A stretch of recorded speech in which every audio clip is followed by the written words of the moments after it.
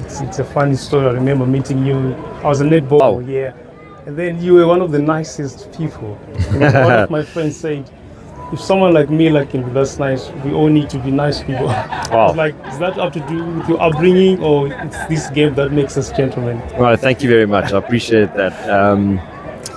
No, I think it's a combination of a few things. I've got a very good upbringing, so very fortunate. The love that I get given from my family, my mom and dad, my brother and sister, and we've got a bigger family as well, so we all stick together. But I think nowadays in life, there's so many highs and so many lows, and there's a lot of things going on in the world where I think love is the biggest thing. So it's just about making sure when you do well, you just keep your feet on the ground, because in this game here you can score 100, the next game you go out for naught. So it kind of keeps going and keeps humbling you. So just try and keep the wave consistent. If I do badly, you obviously hurt, but you try and stay strong and just keep it consistent. Yeah, so you made your T20 international debut against West Indies. Funnily enough, you were the high scorer in that game, and South Africa ended winning at thriller by 1 run. What memories do you have, and how special was that? So it was a long time, 2010. It was, I think I was 21, and I just remember being very, very nervous. Flying over to the West Indies for my debut.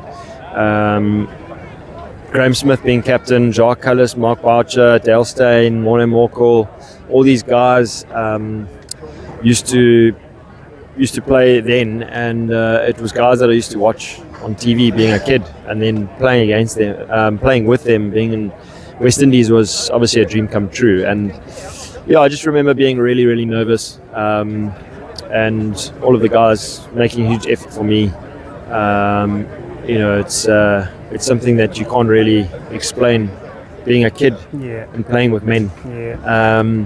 But it's something that you have to go through, and it was really cool, and we won that series. But just something that I always look back on, playing with heroes, was something that I absolutely loved. Speaking of that, how do you say you have evolved as a player, or me at the finish, I guess you say? I think over the years, as I mentioned, you do badly and you do well. You take the good with the bad, and everyone wants to do well. So it's just making sure that. I think over time I realized that if you keep chopping and changing, you're never really going to get to the destination. So for me, after a couple of years, you realize, okay, this is kind of how my blueprint is, how I play the game, what I'm wanting to do, and then from there you stick with that. And along that journey, you listen to a certain amount of people that you trust and that the advice that you kind of want. But it's just about sticking on your journey and making sure that you don't compare yourself to other people, because everyone plays differently, everyone thinks differently. So just trusting that process, which takes time. It's difficult to do. It does take time, and it takes failing a lot. And something that really gave me inspiration was the best in the world, the best batters in the world, if you want to call it average being 50. The best batters in the world score 50 every 3 games. That's a really good player. So you kind of you're succeeding 33%. The rest of the time you're failing in a sense. So, and that's the best in the world. So kind of accepting failure and making sure that the rewards, when you do well, you build on that, and the rewards are so great and so high in this game.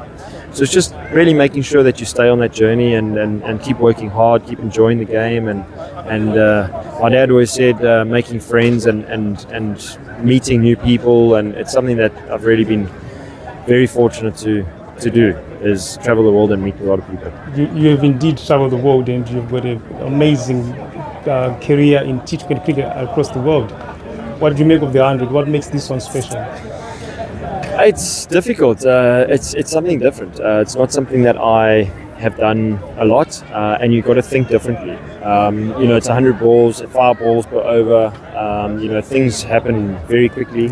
If you get boggled down on 1 over, the next bowler, the same bowler can bowl again. So things happen very quickly, and you got to think about the game. And I've actually really enjoyed that in trying to kind of conquer that challenge. You kind of understand that this is how you play T20, this is how you play one day, but it's trying to figure out how to play the format of 100, which has been good fun. Yeah. Oh, now the journey takes another twist. Next year, World Cup in Africa. Firstly, where were you in 2003 when we last hosted the World Cup, and what does it mean for you to be prospectively playing into one World Cup? Yeah, I was young. I think I was 13. Obviously at home at that time, watching the games, and as I said, always wanting to play for the country, and having that opportunity to play a World Cup at home is something that is a goal of mine. Something that I really want to work hard towards the next year and a half to get into that team. And contribute as I can. So I mean, it's something that is certainly in the future, but it's something that I'm really striving hard and working every single day to staying us focused for that. So yeah. Finally, I always want to finish on a positive note. There'll be youngsters there dreaming one day to play the highest level, either cricket or any other sport. What's David Miller's inspiring words to anyone who get a chance to see this? Look, I think working hard is something that you can't go away from working hard. Really making sure that you put in the time of whether you're batting or fielding or bowling, whatever skill you're doing, is just to really, really work hard. To put in the hours and make sure that you are the best that you can be. Always enjoy it, and keep comparing yourself to yourself. It's very difficult to keep looking at other people. Keep looking at yourself. How can you improve? The main thing is to really enjoy it. And I think if I can finish off your dreams sometimes are they seem so far away, but they're actually a lot closer than you think. So really just stay in the fight as long as you can, and you never know. So yeah. Cheers, brother. Appreciate it. Thank you very much. So, Thanks so much. So far.